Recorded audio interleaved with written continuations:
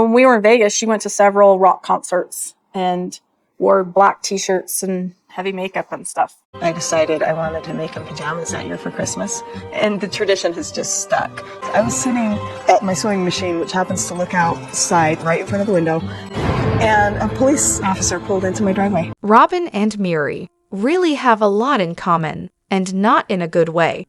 Both have a knack for prioritizing their expensive tastes over anything else, especially when it comes to the needs of the kids. Take Robyn, for instance. She's been criticized for her love of dolls, jewelry, and prints, all of which seem to matter more than helping Isabel with her surgery. But Mary's no better. She's just as self-centered when it comes to the kids. Before the show, Mary was all about getting her fair share of everything. She demanded equal space and funding for her household of 2, even when the other households had 6 or 7 people in them. The result? Christine, Janelle, and their kids were left struggling because Mary couldn't be bothered to consider anyone but herself. Mary's finances were a mess too. She only had a part-time job, but somehow managed to live high on the hog while the other families made do with less. Mary even had a whole hobby room, while the other families were squeezing into cramped spaces.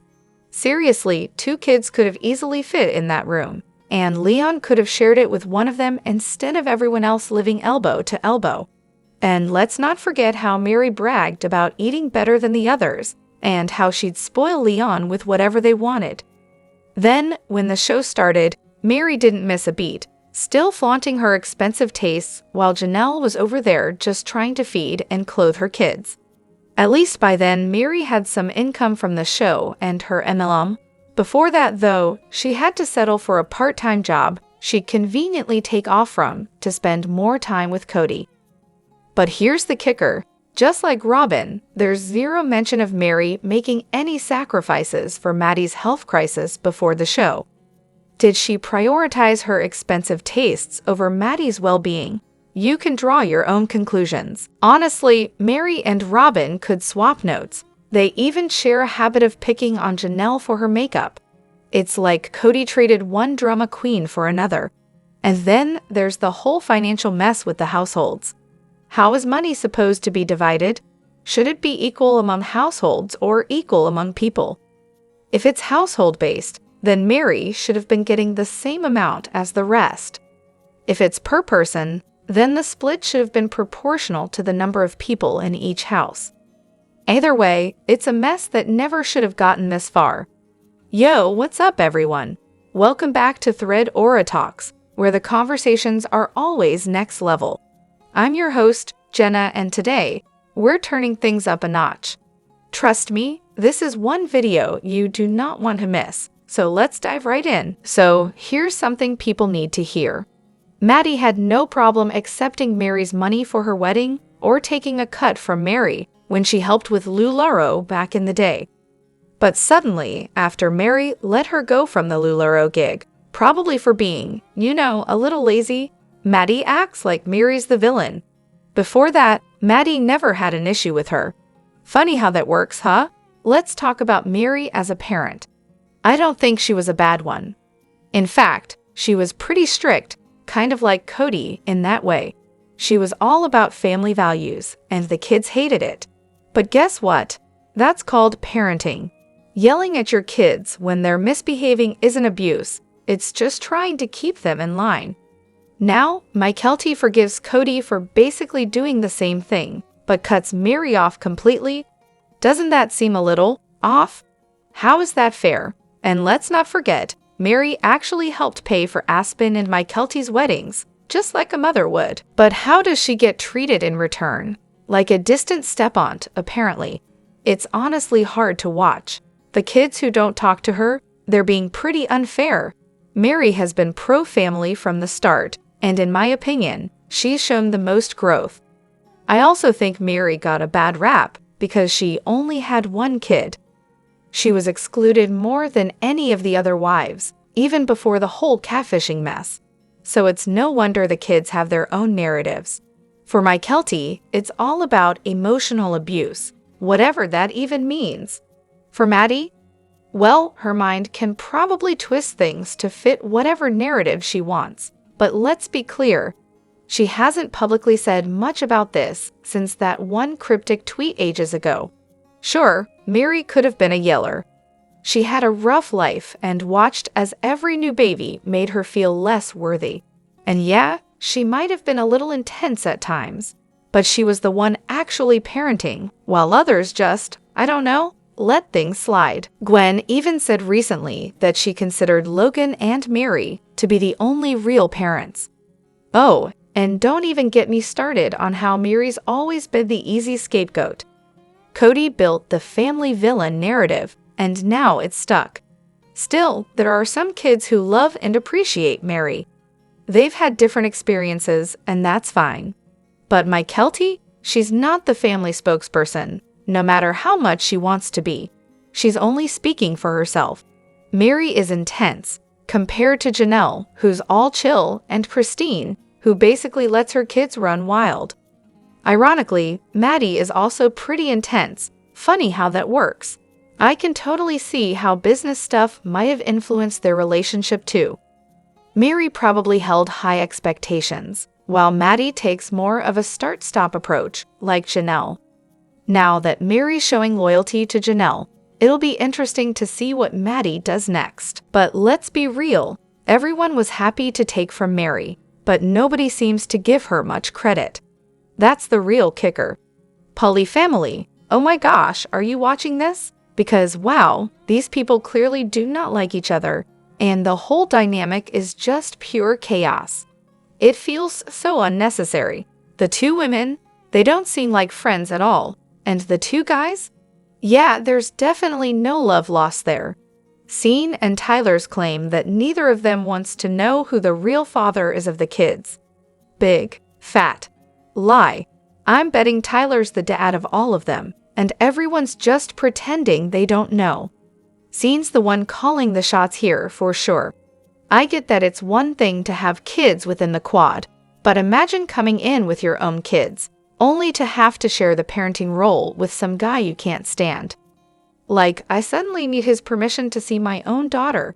Oh, hell no. And grounding kids? Usually that comes from their actual parents, right? So what was that about? It's especially telling when the bio mom casually says, in episode 1, that the other couple's more disciplinarian, which isn't her style. Talk about a glaring red flag. Honestly, there's no way this thing is going to last. I mean, they've been together for years, but it's clear they've never really worked out the basics. These aren't new issues. There's just been zero resolution. And yeah, it's not sister wives, but this is definitely in the same ballpark. I want to talk about it, and if the mods will allow this post, I'm going for it. If you're into messy content, check it out. I'm all in. This is going to be a disaster. It's on Max and probably Discovery Plus too. Oh, and seriously, how do people go into marriage and parenting with completely different philosophies and think that's going to work? It's like one couple's holding on for dear life while the other two are just trying to survive. Okay, so I'm watching Sister Wives for the first time, and let me tell you, Season 13, Episode 2 is a train wreck. This is the episode where Mary buys her family home, and spoiler alert, the drama that unfolds is chef's kiss for all the wrong reasons. So here's the deal. Janelle finds out that Mary has already closed on the house from someone else. And what do? Oh, just call a big family meeting to basically ambush her. It's as subtle as a freight train. The whole thing feels like a setup, like they've been waiting for the chance to pounce on her. Mary is clearly the family's designated scapegoat, and let's not kid ourselves, Kody is the head of that parade, with the other wives happily marching along. The worst part? I'm pretty sure Kody knew full well that there was no money in the family fund for this house, and yet, he built Mary up just to tear her down later. That's cold. Now, there's this whole subplot I can't find. Something about them shopping for furniture for their Las Vegas houses. But I swear, Mary is sitting on this sofa she picked out, and Kody, in all his glory, straight up mocks her for it, calling it grandmother furniture, and convincing her to settle for some hideous, uncomfortable couch instead. Was this his idea or Christine's? Because I swear, if it's Christine's, that's just another level of passive-aggressive. And then the meeting about Mary not telling them she was closing on the house. Wild. Keep in mind, they were all on vacation together the week before, and not a single one of them bothered to talk to Mary. It's like they were actively avoiding her. This is one of the biggest signs they've been shunning her ever since the whole catfish incident. Let's be real though, real estate closings don't just magically take a mysterious amount of time. If they'd been remotely in touch with Mary, they'd have known she was about to close. And if they actually cared, they would have asked for an update. But no, instead, they act like she's hiding this from them and try to blame her for their lack of awareness. Classic. It's the same energy as Christine trying to play good sister wife in front of the camera after Maddie's birth, while totally icing Mary out behind the scenes. It's all about looking good on screen, but in reality, not so much. Oh, and plot twist. Robyn is apparently the scapegoat of the Brown family, according to her own mom. If that isn't some irony for you, I don't know what is. Mary really gets ganged up on in this episode, and honestly, it's not the first time. There's the whole situation with the first grandchild's birth, and then there are the moments when she's just forgotten, left to load up cars for trips all by herself. It's like no one notices when she's there, but when they need a punching bag, guess who they pick? I get it, she doesn't have kids at home, so maybe she's not as involved as the others. But the way they treat her is just harsh. She's guarded at family gatherings because, well, who wouldn't be when you've been treated this poorly? Can we all just agree to ignore Robyn for a second? Honestly, can the fandom please stop hyper-focusing on her for the next couple of episodes? I'm not here for that. My attention is on the OG3, especially Janelle, bless her heart, Gabe, the rest of his siblings, and of course, Kody. Robyn barely even registers on my radar in this episode, and yet, somehow, the internet can't stop talking about Robyn's reaction, Robyn's grieving, Robyn's role in his passing, and don't even get me started on Robyn's fallout with my Kelty over Garrison. Why is everything about Robyn right now? She's not even that important here, she was barely in the episode. Meanwhile, I can't stop thinking about Garrison. Seriously, I mean, I get it. Robyn is a pivotal figure in this drama. Our last real glimpse of Garrison on screen was him spilling his heart out to her, asking for his dad back, only to later say he didn't need him anymore, and that she could have him. That was painful to watch, and you can't blame him for feeling that way. Garrison's clearly had some major issues with Robyn, especially since he feels like she's been blocking any kind of relationship with Kody. Let's not forget that Kody wasn't even really in Garrison's life until Garrison apologized to Robyn over some mess during COVID. So yeah, that's why it's hitting a nerve for people. Now, I'm not trying to be hostile here, but it's a little funny to me that you're creating another post about Robyn when you're asking for her to be ignored. I totally get why you'd want to avoid her for now. Trust me, I feel that too.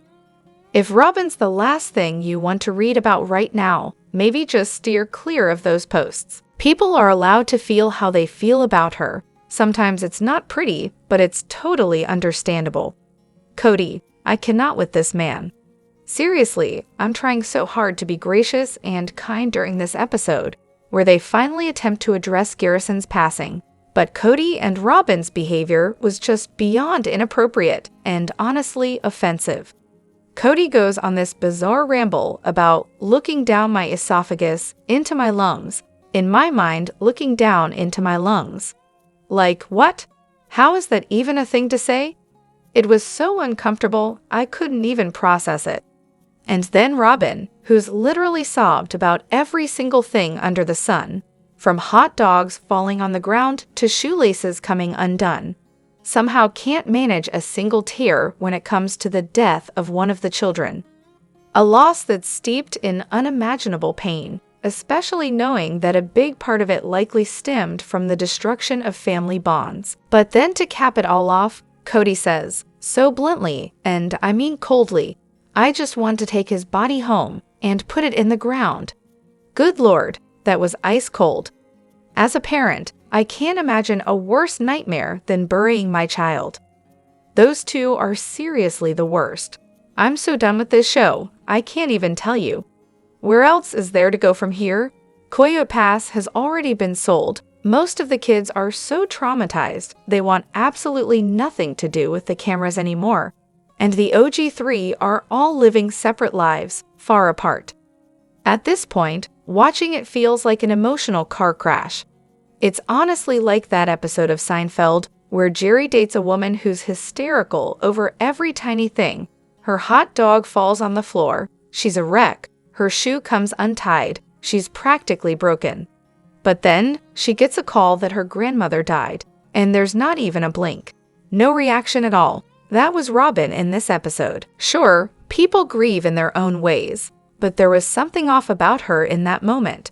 She was so sterile. It was like she was going through the motions, but not truly there. And Kody, I honestly hope he looks back on his relationship with Garrison and has some real self-reflection. Maybe a little regret would be nice.